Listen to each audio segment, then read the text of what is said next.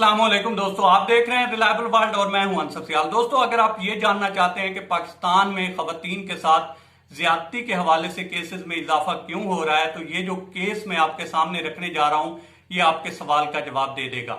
लेकिन इससे पहले मैं आपको बताता चलूं दोस्तों कि मेरे जो मौजूए बहस होता है वो ज्यादातर इंटरनेशनल मामलात होते हैं। अभी मैंने कल जो है बदरी 313 जो कि तालिबान की खास फोर्स है उसके ऊपर भी एक व्लॉग बनाया है। आज मैंने पंजशीर की जो ताज़ा सिचुएशन थी उसके ऊपर भी जो है एक व्लॉग बनाया है। आप चाहें तो ये दोनों देख सकते हैं, लेकिन क्या करें कि फिर इस तरह के जो डोमेस्टिक इश्यूज हैं ये सामने आ जाते हैं तो इनको भी कवर करना हमारा फर्ज है। अगर हम ही नहीं आवाज उठाएंगे तो कौन उठाएगा।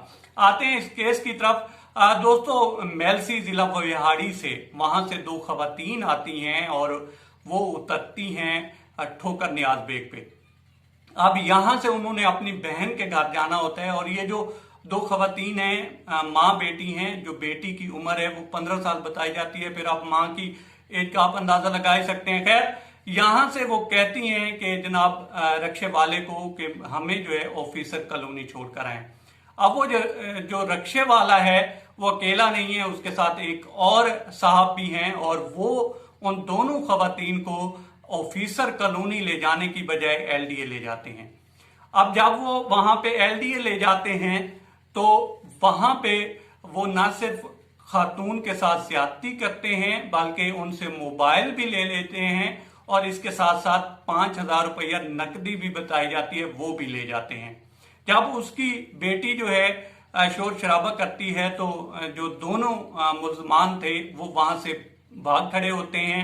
फिर केस रिपोर्ट होना शुरू होता है और वजीर आला पंजाब उस्मान बुज़दार साहब इसका नोटिस लेते हैं। फिर पुलिस जो है एज यूजुअल एक्टिव होती है और वो दो लोगों को पकड़ती है। एक का नाम उमर फारूक बताया जाता है और दूसरे का नाम जो है वो मनसब बताया जाता है। अब जब ये दोनों जो है पकड़े जाते हैं और इनका ट्रैक रिकॉर्ड चेक किया जाता है तो पता चलता है जनाब के ये दोनों आदि मुजरिम हैं। ये दोनों अदालतों से छूटे हुए हैं और इनके ऊपर इसी तरह से ज्यादती और रेप के केसेस भी हैं। अब पहले तो ज़हन में ये आता है कि जनाब उसी तरह से कम लिबास और इस तरह की वजूहात जो हैं फेमिनिस्ट और इस तरह की काफी सारी वजूहात हैं जो इंसान के ज़हन में आती हैं कि शायद इस वाक़े की वजह बनी हूं। वो वजूहात होती हैं, लेकिन एक वजह यह भी है कि जो हमारा इंसाफ का सिस्टम है वो लोगों को छोड़ देता है या केसेस पुलिस इस तरह से बनाती है कि उनको कोई ना कोई कंसेशन मिल जाती है या कोई ना कोई केस में सुखम होता है जिसकी वजह से जो अदालत होती है वो मजबूर हो जाती है ऐसे मुजरिम को रिलीज करने पे और फिर वो जो हैं इस तरह से सड़कों पे दंदनाते फिरते हैं और इस तरह के फिर केसेस सामने आते हैं। अभी आप रिसेंटली देख लें तो पाकिस्तान के 3 शहर जो हैं आजकल ऐसे गुंडों और गमाश्तों की जो है अमाजगाह बने हुए हैं। आप लाहौर देख लें, वहां से कितने केसेस आ रहे हैं। पहले इस्लामाबाद ज्यादा पुरअमन माना जाता था, वहां पे देख लें कितने केसेस आ रहे हैं। इसके अलावा आप कराची को देख लें, कराची में अमन ज्यादा रहा नहीं है लेकिन इस वक्त थोड़ी बेहतर सिचुएशन है, लेकिन वहां से भी एक कुरंगी का वाकया हुआ। इसी तरह के और भी वाकयात वहां से भी रिपोर्ट हुए हैं। तो जब तक हमारा इंसाफ का सिस्टम, ये मैं बार बार कहता हूं कि तगड़ा नहीं होगा।